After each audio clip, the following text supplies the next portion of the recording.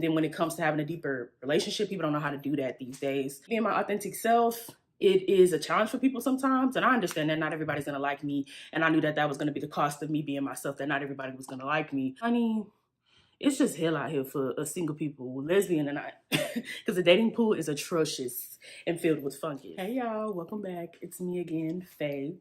Today I wanted to talk about my experience dating as a fat Black lesbian. As you know, all of those three descriptors are marginalized identities.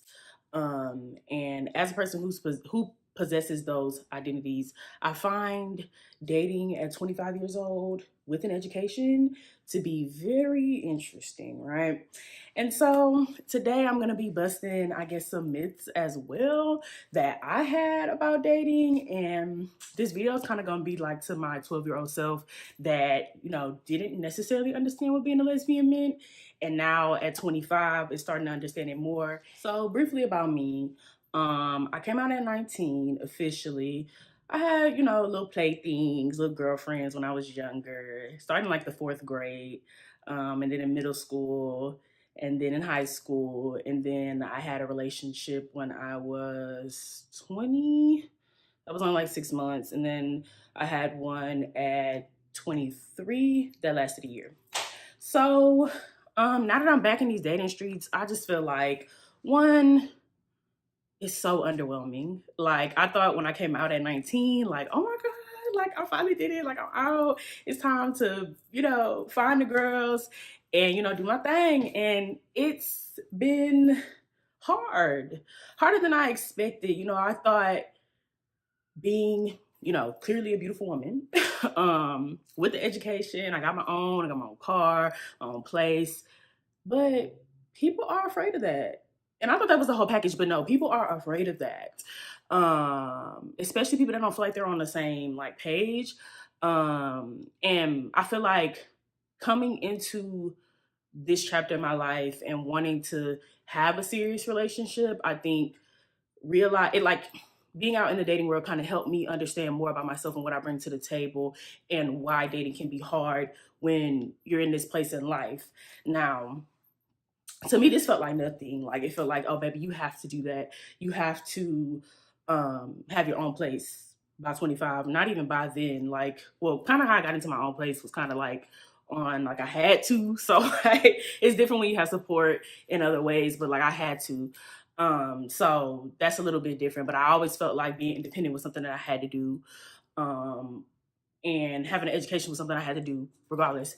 And like that, and I want to say that's the first thing.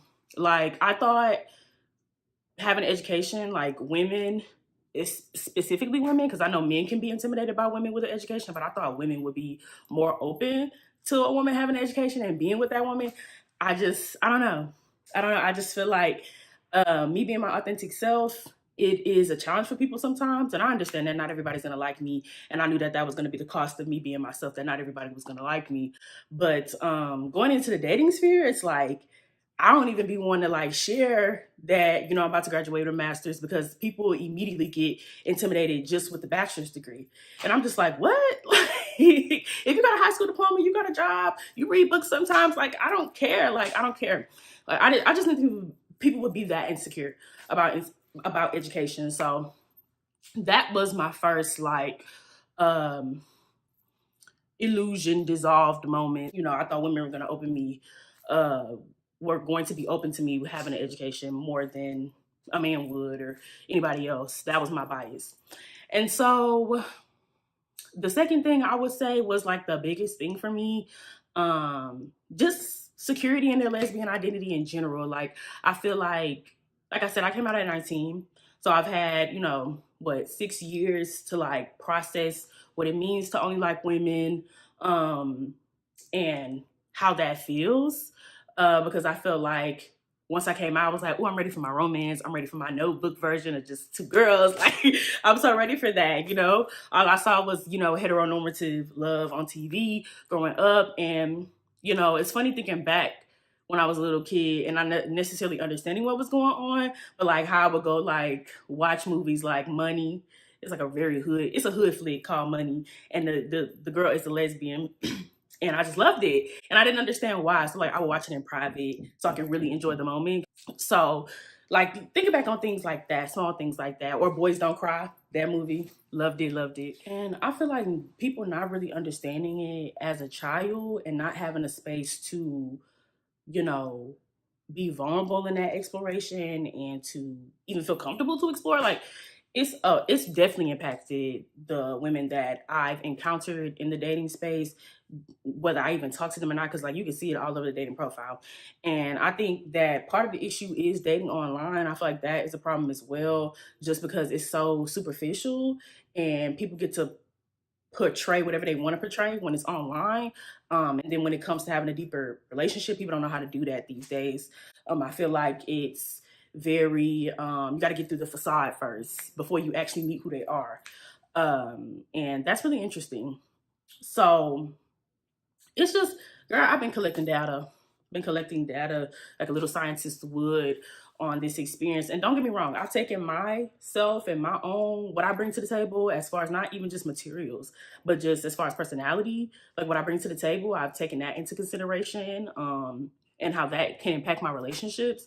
So, honey, it's just hell out here for us single people, lesbian and I, because the dating pool is atrocious and filled with fungus.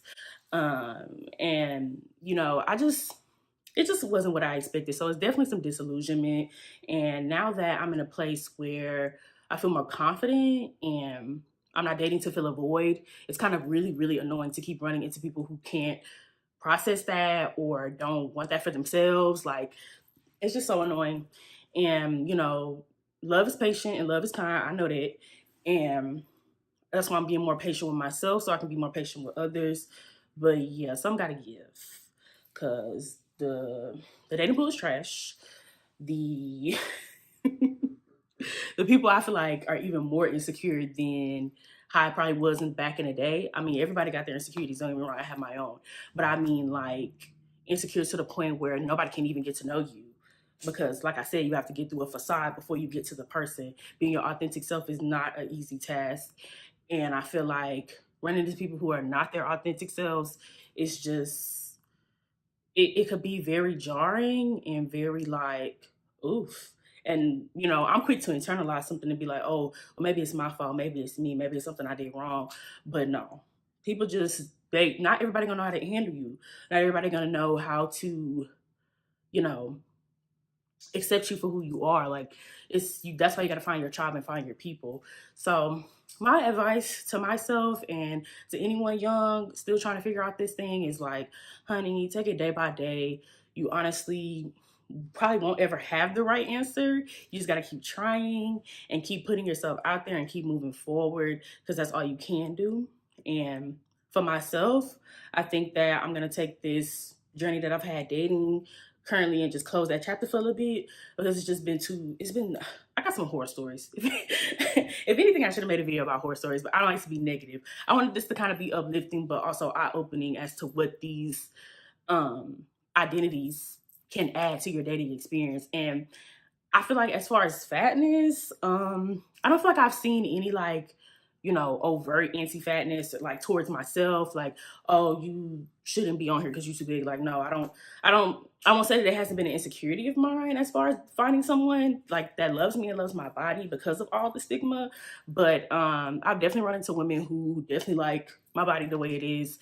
And if anything, I've taken that from this experience and it's helped me love myself more. So yeah, and being Black, I feel like that is a big part of the not issue, because no anti-Blackness around here, but of the nuance to the dating scene.